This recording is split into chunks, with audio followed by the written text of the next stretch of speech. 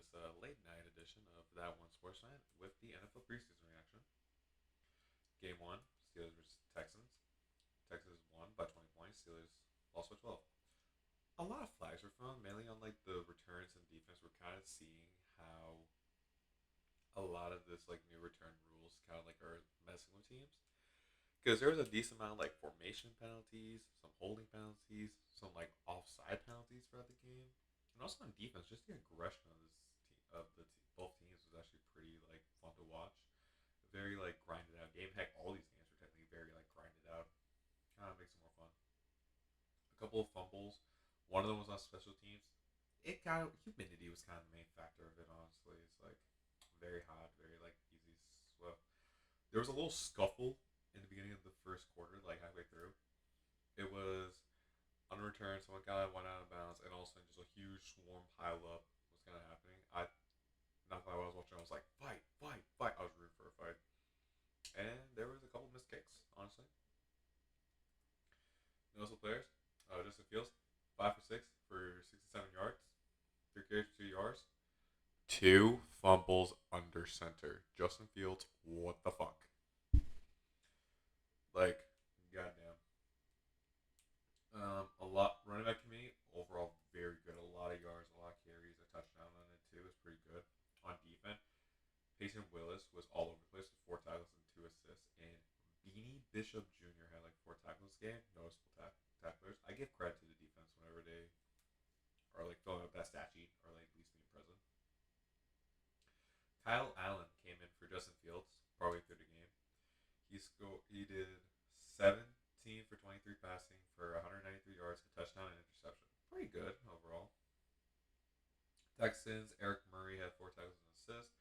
Tank and CJ, one pass together, resulting in a 40-yard touchdown pass. Goated duo. Elite.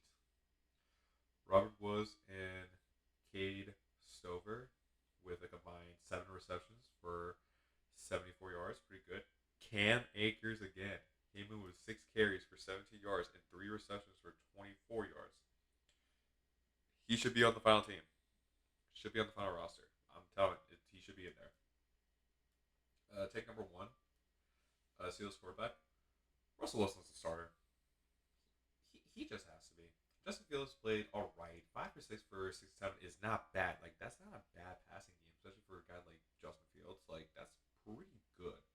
However, all 3 drives he led, 3 punts, 2 fumbles under center. He had a clear sack. Literally, he got sacked so clearly that it was just kind of like I sat there. It was kind of like I would sack him. Like literally, like I'm being delusional right now. Like I think I wouldn't be able to sack Justin Fields in that situation. Honestly, with how much he was holding that ball, and he got kind of got pulled out of the game for Kyle Allen after those 3 drives. My Tom was like, "Yeah, no, we see enough. Get out of here." Take is Russell Wilson as confirmed starter no matter what happens. Like literally by the end of the preseason, doesn't matter what Justin Fields do, doesn't matter what Kyle Allen do, he is the starter no matter what. Take two, the Mike Tomlin curse. They were down 17-0 at the half. They got 2 touchdowns, a lucky missed kick from Kami Fabran. I looked up his full name to try to pronounce it or try to make a joke at it. I would be here for like no joke, like 5 minutes trying to pronounce that thing. I ain't doing that. He had 87 career field goals made, 96% last year, and he missed the kick. He missed it, but they still lost in the end by a Kyle Allen interception. My take is Mike Tomlin is probably gonna get some lucky ones this year. I wouldn't be surprised based upon that. Next game up, Dolphins and Falcons. Dolphins won by 20. Falcons lost by 13. There was a lot of injuries. Keon Smith, Grayson Murphy, Zeke Vandenberg, Marco Hellsman, and Braden Trice. A lot of injuries. Noticeable players. Carlos Washington. I kind of put him down here because at one point he said he had 5 rushes for -6 yards and a rushing touchdown. That is some Jerome Bettis type stat line, and he kind of did. He didn't really have it, but I just thought it was funny. 16 carries for 25 yards and a rushing touchdown, and 1 reception for 13 yards. Like pretty good. Kevin King had a pretty nice like interception caught. That was like pretty cool. Michael Penix Jr. 9 for 16 for 104 yards. He actually played like pretty solid. He made a couple good passes. Like I feel like we all knew going into the game he was going to be quarterback too, and it further proved it by the quarterbacks after Penix with Heineke and Rook. 7 for 24 and 48 yards combined. That's pretty bad. Dolphins. Sir O'Neal had a good fumble recovery in the first quarter. Ethan Bonner had a good stop on the goal line. Jeff Wilson Jr. He dropped the pass but came back with a touchdown like the next play, so pretty good.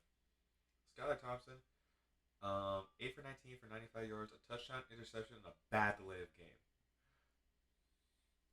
McDaniels was in the sideline going like being pissed by it. Jalen Wright actually played pretty well with 10 yards for 55 yards.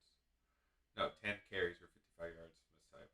Of course, like we might as well have an entire compilation at some point with mistypes. Honestly, that'd be pretty fun. I'd be down for bullying myself. And a touchdown. Mike White, 4 for 14 for 26 yards.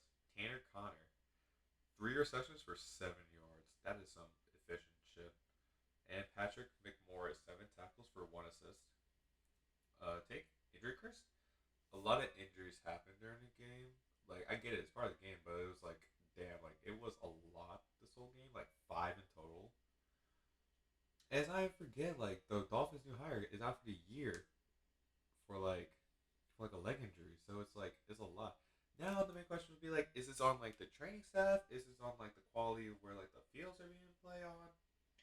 And personally, it's like my own personal take from it is this like it is part of the game. Like there is only like so much that like you yourself can take into consideration by looking at all these injuries and be like, oh, what could be done different? It comes to the point where it's just like it's just the game.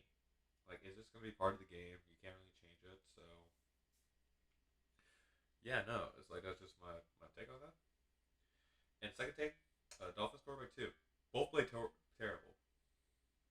They went for a combined 12 for 33 for 121 yards, a touchdown and interception. My take for this, pray for Tua to be healthy. We got Dolphins fans gotta hope that like they can at least protect him the entire year, like protective bubble wrap. They gotta put like a little hamster ball around him just to make sure he doesn't get hurt. Because if you bring one of these two into the game, yeah, no, you guys are gonna lose, like 1,000% gonna lose. And last but not least, honestly, the most entertaining game for me, Eagles and Ravens. Eagles won 16 to Ravens 13. Very defensive game, run heavy game. The brotherly shove was all over the place, and a game winning field goal. No, sorry for the burp. Sorry. Noticeable players for the Eagles.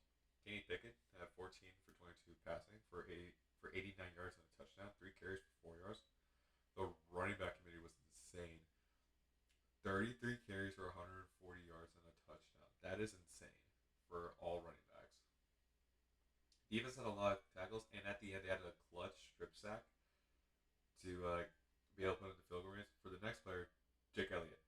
He missed 2 kicks. He missed an extra point and a field goal, and then the next kick made it, which is why I put in 2 mixed kicks, really, because I was typing this up as like the game was going on, and then all of a sudden I was gonna make this note. I was gonna go on like this decent rant about like how the hell you missed that kick. Like I get it, it's your job's kind of hard, but at the same time it's like you're getting paid to do your job, so please do your job.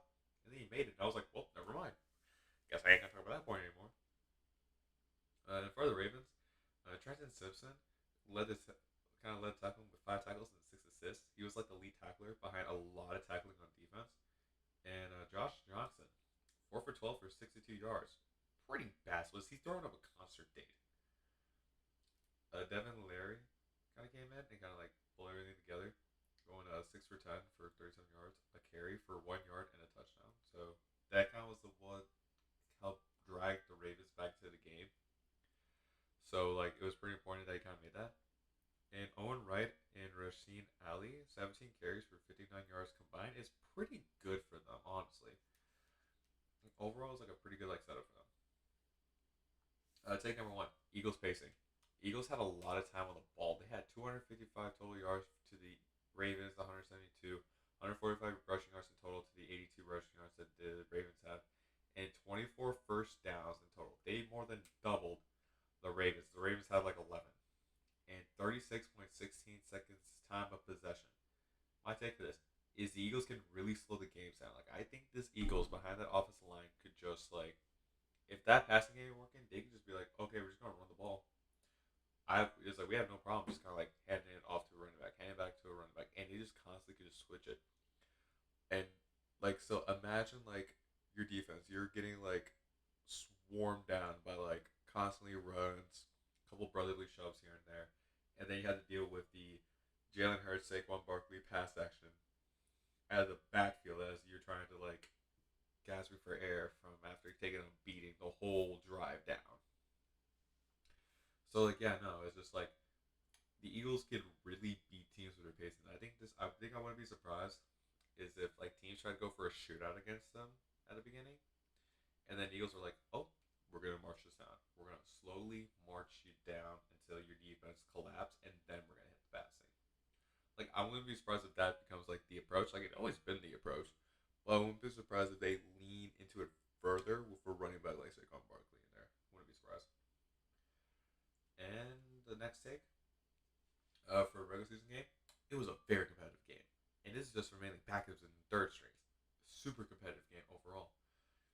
Like they needed a game-winning kick for the Eagles to just barely make it out of the game. Like they barely made it out of that game by the skin of their teeth. And honestly, my take is Week 13 is gonna be a fucking banger of a game to like watch between the Eagles and the Ravens. Like honestly, it's gonna be very entertaining to like watch for like both teams. Like if anything, it's just like if I were to take a hot take, like very repetition of what I think game of the year could be, based on this preseason game, I think this could be it. This is up there, 1,000%. I think this could really be up there. And yeah, that's honestly like my coverage for like the games.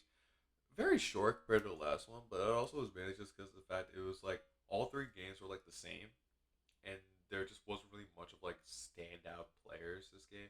Which yeah, it's kind of expected for like preseason, but like kind of expect like I wouldn't be surprised if that was like more to come for the preseason. I know by the time the regular season starts, it'll be more of like picking up. We just kind of had to go for like this dead month, and I know there'll be times like in between the games where nothing is like really gonna be talked about as much, except for a couple of signings, which I'll make like some shorts about it.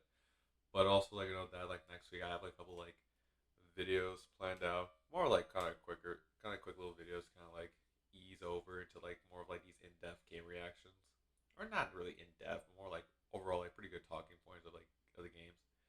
Mainly gonna dabble into like the mixed martial arts aspects of this channel that I want to talk about, so I think that'll be fun. And other than that ranting, back to the main point. Tomorrow's slate of games, we got Commanders versus Jets, Bears versus Bills, Raiders versus Vikings, Packers versus Browns, Buccaneers versus Bengals, Chiefs versus Jaguars, 49ers versus Titans, Seahawks versus Chargers, and Saints versus Cardinals. I'm gonna say this right now. I am not gonna give like a full in-depth analysis to every single game. I'm gonna literally pick like a handful of games from here that I think is gonna be like interesting, or games that seems to be interesting. And I'll just watch as much of the games as I can in between. And there'll probably be like a slate at the end, like in between every game. It's gonna be like a quick little like, oh hey, here's a score.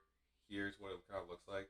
Here's like a notable player from both teams, or what I think is like the MVP of the game. And I'm just gonna run through the list basically. So prepare for like a couple of teams that are not gonna be like in depth. Maybe at most I'll take like a minute, like seeing like it. Maybe I'll take like an inference here and there for like the game, but like don't expect to be very in depth for every single team. Like prepare to be like at most like 2 to 3 teams probably gonna take. If I were to guess anything, probably prepare for like Bears and Bills game to be talked about. Probably we'll talk about like I feel like the Chiefs would probably be like kind of good examples. Just kind of see like where that rookie Xavier Worthy is going to kind of be in the setup. And honestly, if I were to give another opinion, probably Packers and Browns would probably be another game I'd probably watch. But like yeah, no, that's just have to see kind of like what it is. I know I'll think about it like tomorrow and I'll announce it during the show. Like hey, these are 3 games I'm gonna give like an in depth analysis to, and everything else is gonna be like oh, just like a quick like overview. But yeah, hope you guys enjoy the video. And this is That One Sports Fan signing out. See you guys tomorrow, guys.